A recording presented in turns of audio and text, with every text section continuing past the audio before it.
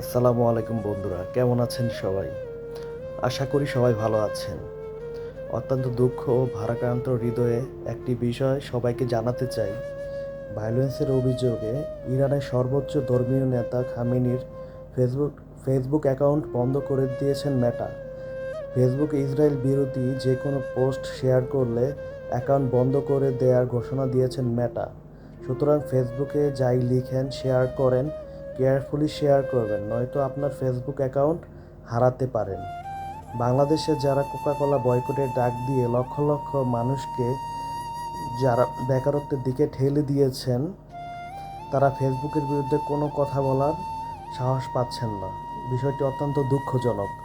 Coca Cola boycott করায় ক্ষতি হলো আমাদের দেশের লক্ষ লক্ষ শ্রমিকের, ক্ষতি হলো দেশের, আর ক্ষতি হলো তুরস্কের, আর লাভ হলো কিছু কন্টেন্ট ক্রিয়েটরদের।